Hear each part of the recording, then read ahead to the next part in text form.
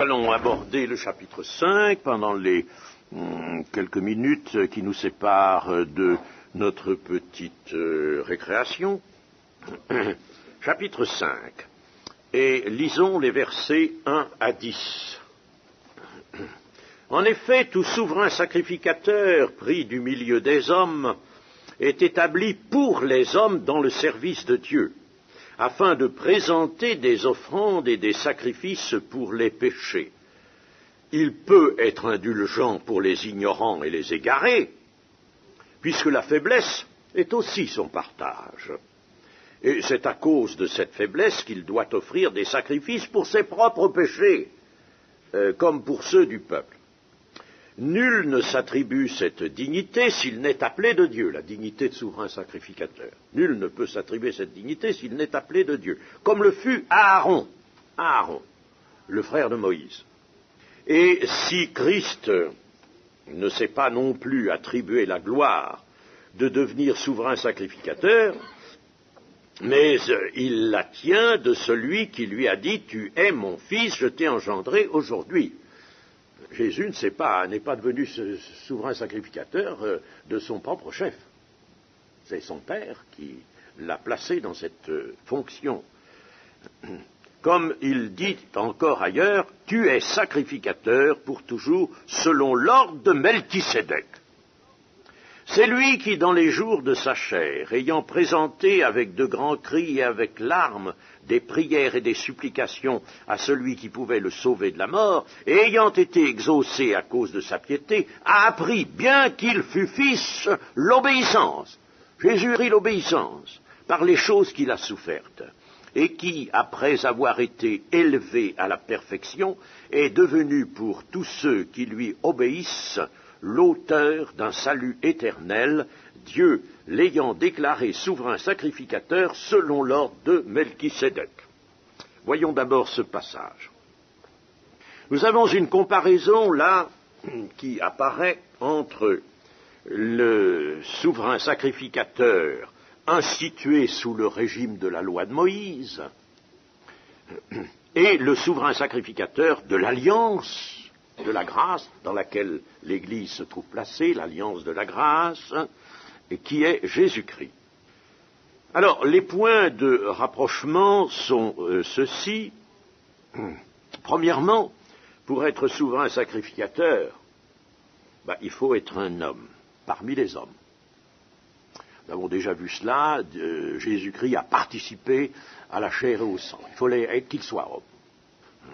Un sauveur ne pouvait pas sauver l'humanité de son péché, du pouvoir du péché et de la mort, s'il n'entrait lui-même dans la famille humaine.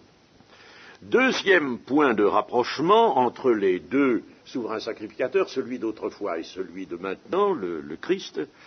Deuxième point de rapprochement, il faut présenter des offrandes et des sacrifices pour les péchés. Le souverain sacrificateur, c'est ça, il va présenter des offrandes à Dieu pour les sacrifices et les péchés. Et troisième point de rapprochement, le souverain sacrificateur ne peut pas s'attribuer lui-même la dignité et la gloire de devenir souverain sacrificateur, car il y a une dignité, une gloire dans cet office de souverain sacrificateur. Mais il faut qu'il ait été appelé à cet office par Dieu. Il faut qu'il ait été appelé par Dieu. Il n'y a que Dieu qui peut instituer un souverain sacrificateur. Moi, je ne peux pas dire, par exemple, à mon frère, je te fais souverain sacrificateur. Enfin, je ne peux pas lui dire. J'ai beau l'aimer, je ne peux pas lui dire ça. Enfin, il faut que ce soit Dieu qui le fasse. Tout comme le souverain sacrificateur d'autrefois, Christ tient de Dieu lui-même la dignité d'être le souverain sacrificateur de la nouvelle alliance. Mais il y a des différences. Nous avons vu des points de rapprochement. Il y a des différences. Le souverain sacrificateur d'autrefois avait aussi la faiblesse humaine en partage avec les autres hommes. Et il n'était pas meilleur que les autres. Il avait cette fonction, il était dans la dignité, il revêtait les habits sacerdotaux. Il paraissait magnifique, là, dans ses habits sacerdotaux. Nous en avons des représentations en couleur. On voit ce que ça donnait. Ah, c'était magnifique. Là, le peuple était là, transi quand il le voyait, transi de crainte quand il le voyait s'avancer, le souverain sacrificateur, dans ses habits sacerdotaux. Mais il était faible comme les autres hommes. Et il devait offrir des sacrifices pour ses propres péchés à lui, comme pour ceux du peuple. Tandis que Jésus-Christ, qui est désigné souverain sacrificateur par l'ordre de Melchisédek, nous aurons à parler de Melchisédek, nous verrons qui il est. Jésus-Christ, donc, désigné souverain sacrificateur par l'ordre de Melchisédek, pour toujours, c'est dit, n'est-ce pas, pour toujours, a été élevé à la perfection et est devenu l'auteur d'un salut éternel. Il a été élevé sans passer par une phase de péché, sans passer du tout par le péché. Il a été élevé dans sa nature humaine. Il a pris une nature humaine, nous l'avons déjà dit, n'est-ce pas, je le répète, une nature humaine telle que la nôtre, une chair semblable à celle du péché. Eh bien, là, cette nature humaine, il a fallu l'élever. Et elle s'est élevée dans l'obéissance. Mais pour obéir à Dieu, il a fallu qu'il lutte, ce que nous a dit notre texte là. C'est lui qui, dans les jours de sa chair, ayant présenté avec de grands cris, avec larmes, des prières et des supplications à celui qui pouvait le sauver de la mort, et ayant été exaucé à cause de sa piété, a appris, bien qu'il fût fils, l'obéissance. Bien qu'étant fils de Dieu, il apprend l'obéissance dans cette nature humaine, parce qu'elle n'y est pas.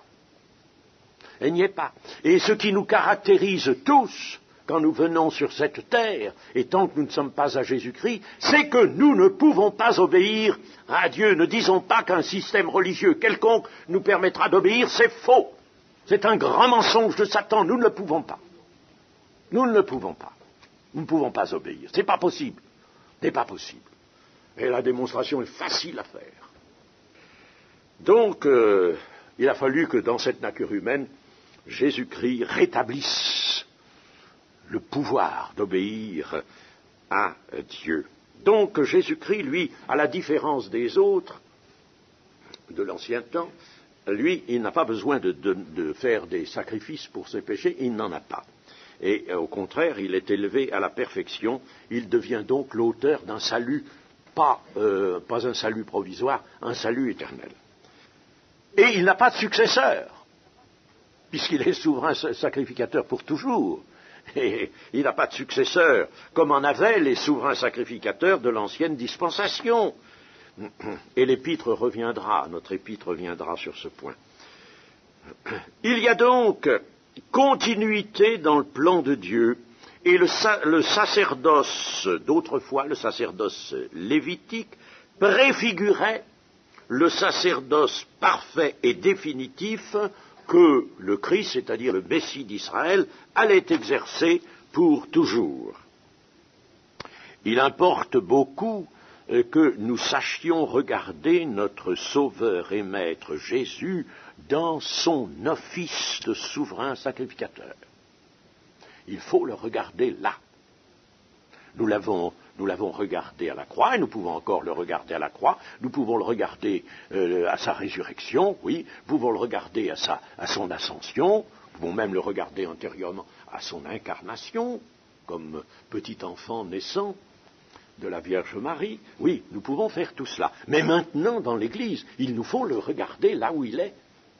Et dans ce qu'il fait, il est souverain sacrificateur. Nous avons besoin de son sacerdoce. Nous en avons besoin. Et si nous prétendons vivre la vie chrétienne en dehors du sacerdoce de Jésus, eh bien, alors là, nous sommes encore dans l'ignorance. Et voilà pourquoi nous pataugeons souvent dans la vie chrétienne. Parce que nous ne regardons pas Jésus là où il est, dans ce sacerdoce qu'il exerce pour nous.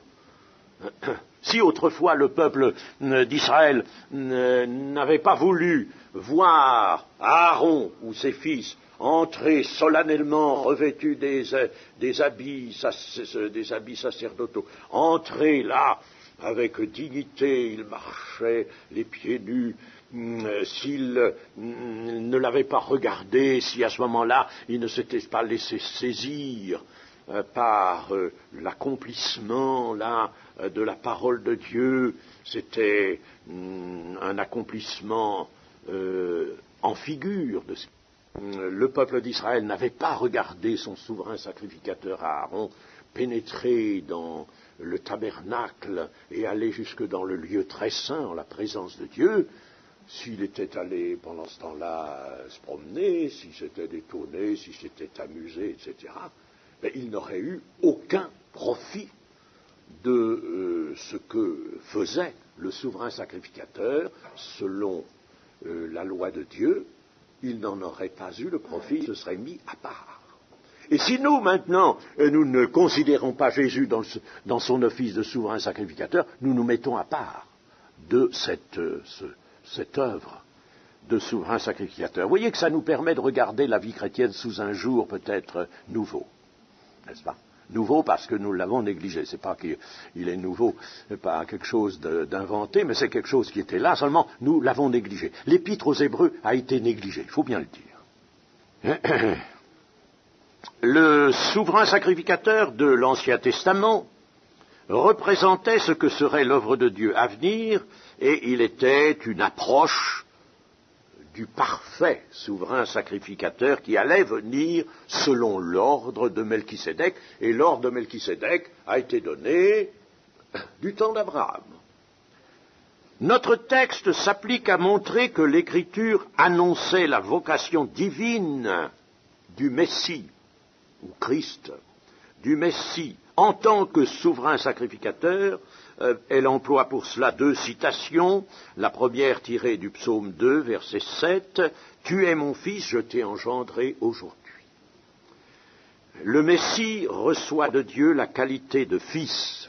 C'est ce que veut dire cette parole, je t'ai engendré aujourd'hui, parce que Jésus existait éternellement, n'est-ce pas, en tant que Dieu.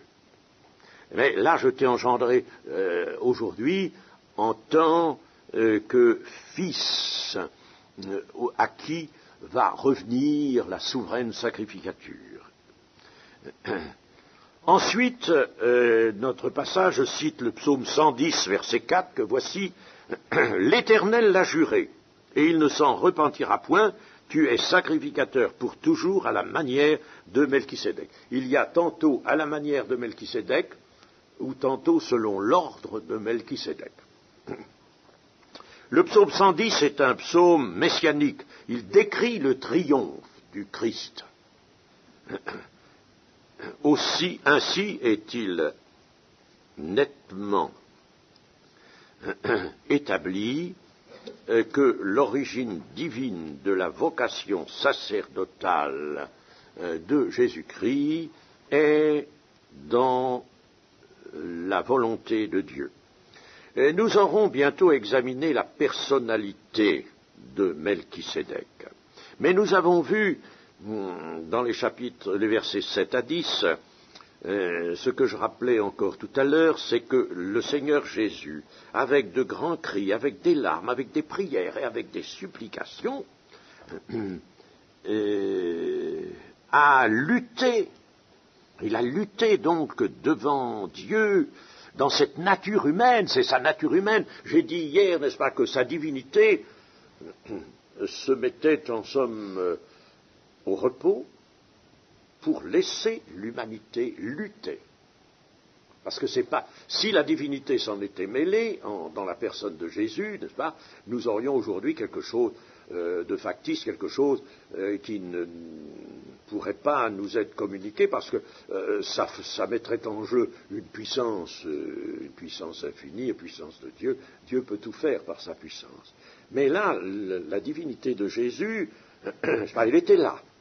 Il ne l'avait pas perdu, ça ne se perd pas. Quand on est Dieu, on reste Dieu.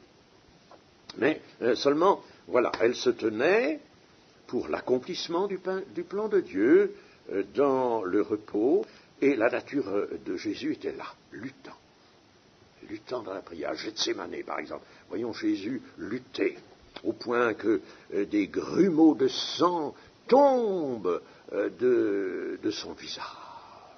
une lutte contre les puissances des ténèbres qui s'étaient mobilisées d'une façon toute particulière. Le diable qui avait tenté vainement Jésus dans le désert de Juda était revenu à la charge là, à ce moment-là. Il l'avait dit d'ailleurs qu'il se retirait pour attendre un temps plus favorable. Et le temps favorable, c'était là où Jésus devait lutter tout seul, dans son humanité, tout seul. Alors là, la puissance des ténèbres était là, qui faisait pression sur lui. De quelle manière, nous ne pouvons pas l'imaginer, bien sûr. Mais la puissance des ténèbres était là, au point que les apôtres ne pouvaient pas approcher. Ils s'endormaient, eux. Ils s'endormaient. Tout de suite, ils tombaient en sommeil. Satan savait qu'il pouvait compter sur eux là-dessus, n'est-ce pas? Il semait un petit peu du sable, là, puis il dormait tranquillement, n'est-ce pas? Alors Jésus était tout seul, tout seul.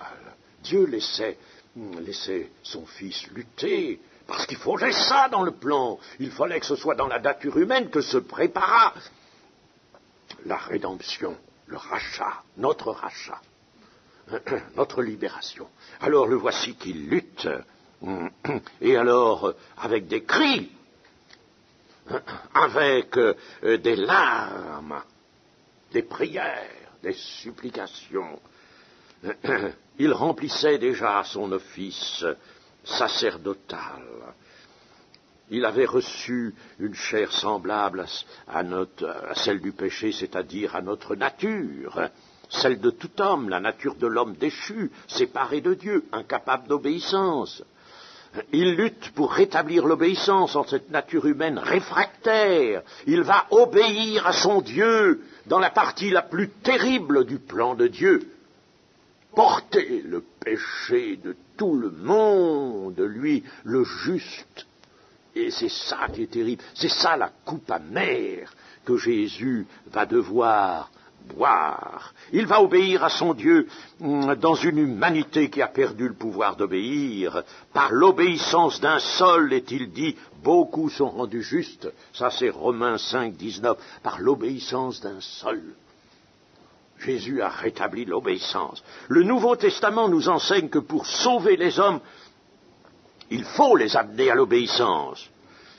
Nous avons plusieurs passages qui nous le disent, je n'ai pas le temps d'y recourir maintenant. Romains 15, 18, 2 Corinthiens 10, 5, 6, 1 Pierre 1, 2. Il faut l'obéissance. J'ai entendu un jour un missionnaire catholique qui venait prêcher. C'était, je peux vous dire, moi je ne fais pas de la critique, je dis ce qui est. Un missionnaire catholique, je ne sais plus de quel ordre il appartenait, il vient prêcher, c'était à Revel, dans la Haute-Garonne. Et lui, son thème, c'était pourquoi demander, voyons, aux hommes l'obéissance? Mais Dieu, tout lui obéit, la nature lui obéit, il n'a pas besoin de votre malheureuse petite obéissance, laissez ça tranquille, laissez ça de côté. Voilà ce qu'il prêchait, chers amis. Si je ne m'étais pas contenu, je serais allé chercher une bombe atomique. Mais c'était révoltant. J'étais révolté. J'étais sans dessus-dessous. J'ai dit, comment il a le front de venir prêcher une chose pareille? Et j'ai trouvé des catholiques, là, je leur ai dit, mais dites donc, qu'est-ce que c'est que ça? Est-ce que vous êtes d'accord, vous, là-dessus? Et ils m'ont dit, non, ça, c'est pas possible, ce qu'il dit là. Qu'il ne faut pas s'obéir à Dieu. C'est pas possible. C'est pas possible. Il faut obéir, il a besoin de notre obéissance parce que nous sommes des créatures intelligentes et Jésus a lutté pour rétablir précisément cette faculté d'obéir, faculté humaine d'obéir à Dieu par le moyen de la grâce. La foi doit conduire à l'obéissance et la vie n'est chrétienne que dans l'obéissance. Étant à Christ et en Christ, nous avons et nous disposons d'une grâce efficace. La grâce a de l'efficacité, nous permettant de demeurer dans l'obéissance, la même obéissance que celle de Jésus. Car, nous dit notre épître, Christ a appris l'obéissance en luttant et en souffrant, et cela avant même de monter sur la croix. Sur la croix, il va expier le péché devant la justice du Père. Il était fils de Dieu. Bien qu'il fût fils de Dieu, dit notre passage, il était fils de Dieu, ayant en lui l'essence divine et l'origine céleste. Il était d'en haut. Oui, mais il s'agit de son humanité, qui a été le creuset dans lequel il a préparé le salut des hommes, ses frères. Ainsi, il a appris l'obéissance en toutes choses, par la lutte de l'esprit en lui, par le travail de son âme, avait dit Ésaïe dans le chapitre 53, par le travail de son âme, il sauvera beaucoup d'hommes. Le travail de son âme, le voilà, le travail de son âme. Il a rétabli l'obéissance en la nature humaine, en cette nature devenue obéissante et qu'il nous transmet par grâce. Il nous transmet une nature humaine nouvelle. La nature humaine, il l'a transformée et c'est cette nature transformée qu'il veut implanter en nous. Une nouvelle nature qui, par la grâce de Dieu, peut obéir à Dieu.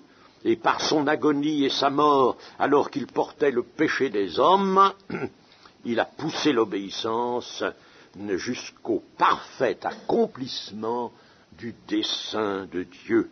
Les grands cris, les larmes, les supplications mentionnées à notre verset 7 furent ceux de Gethsémanée, c'est vrai, mais la lutte avait occupé tout le ministère terrestre du Seigneur.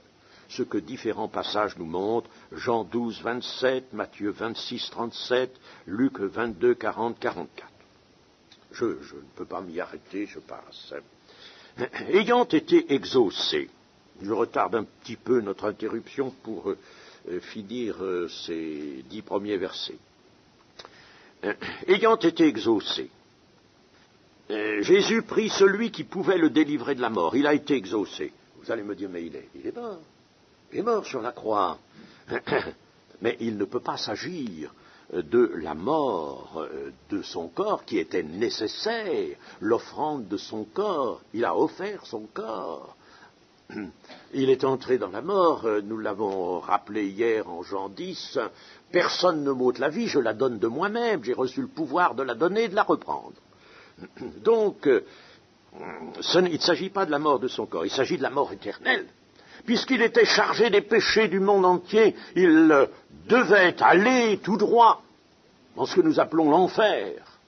La mort éternelle, la séparation définitive d'avec Dieu, son humanité, devait aller là. Mais il a été sauvé de cette mort éternelle, parce qu'il a lutté. Et il a lutté, lui, alors que pour lui, il n'avait pas à lutter pour lui-même. Il n'avait pas de péché. Pour lui, il était juste, mais il portait l'iniquité de nous tous. L'humanité de Jésus supporte donc le poids des péchés.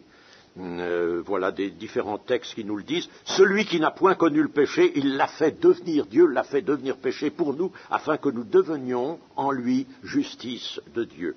Dit 2 Corinthiens 5, 21. Puis il a porté les péchés de beaucoup d'hommes. Ésaïe 53, 12. Christ nous a rachetés de la malédiction de la loi, étant devenu malédiction pour nous. C'est lui qui devient malédiction. Galates 3, 13. Lui qui a porté lui-même nos péchés en son corps sur le bois, dit Pierre dans première épître 2, 24. Ainsi l'humanité de Jésus, accablée de l'énorme charge des péchés de tous les hommes, ne peut qu'aller à la mort éternelle. Mais voici que la piété ardente et combative du Sauveur se dresse dans une lutte puissante et sainte, et elle obtient le salut, si bien que la condamnation de Jésus-Christ s'arrête à la mort de son corps. Subit la peine, note pour nous, mais ça s'arrête à la mort de son corps. Plus loin, l'Épître soulignera que les hommes de foi sont sanctifiés par la mort du corps de Jésus-Christ. Épître aux Hébreux, chapitre 10 et verset 10. Jésus, par cette lutte, a obtenu l'assurance de sa résurrection. Et il est mort quant à la chair, dit Pierre, mais rendu vivant quant à l'esprit. 1 Pierre 3, 18. La Bible en français courant traduit « Il a été mis à mort dans son corps humain, mais il a été rendu à la vie par le Saint-Esprit. » Il a donc été exaucé. Ça lutte. Mais je redis bien, parce que pour lui, il n'avait rien. Il n'avait rien. Lui, devant la justice de Dieu, il n'avait rien pour lui-même. Il portait. Et il a lutté pour ne pas être entraîné dans la mort éternelle par les péchés des autres, de ses frères, les hommes, et il a été exaucé à cause de cette piété, de cette lutte. Il fallait qu'il lutte. C'est là sa grande victoire. Parlons de la victoire de Christ, la voilà.